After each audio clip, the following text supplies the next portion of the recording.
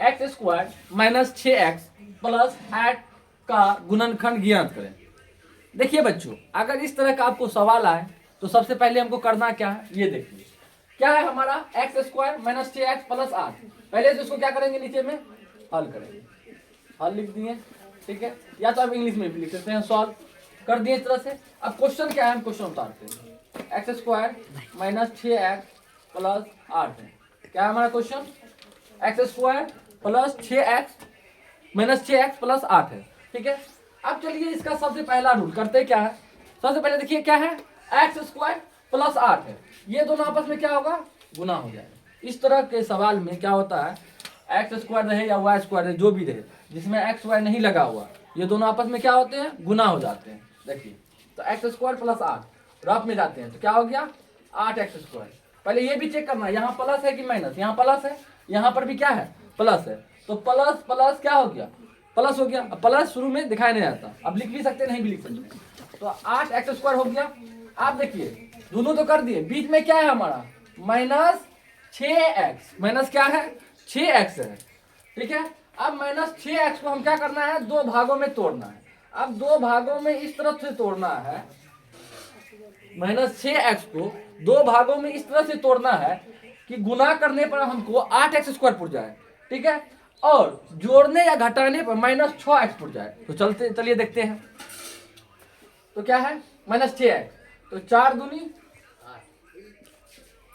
8 भी पुर गया, और minus 4x 2x, minus 4x minus 2x कितना हो गया, माइनस 6x पुर गया हमारा। तो चलिए इसको बनाते हैं, जैसे एक्स स्क्वायर है वैसे लिख दिए, ठीक है। आप देखिए 6 माइनस 6x के जगह क्या लिखना है, इतना लिखना है, तो देखिए माइनस 2x माइनस 4x लिख दिए। अब जो ऐसे 8 है 8 लिख दिए, ठीक है। इतना करने के बाद अब देखिए फिर से चेक करते हैं, गुना करते हैं, तो माइनस माइनस प्लस, 2 दूनी 2 चौका 8 हो गया, x गुना एक्स स्क्वायर पुर गया हमारा। अब दूसरा देखते हैं, जोड़ते या घटाते हैं, तो minus 2x minus 4x minus 6x पुर गया हमारा, ठीक है। सवाल हमारा जो तोड़े बीच का भाग सही है। अब दो ठो जोड़ा लगाते हैं, क्या करते हैं हम, सबसे पहले जोड़ा लगा देते हैं। कॉमन लेने के लिए सबसे पहले क्या करेंगे, हम दो ठो का जोड़ा लगाएंगे, तो जोड़ा लगा दिए।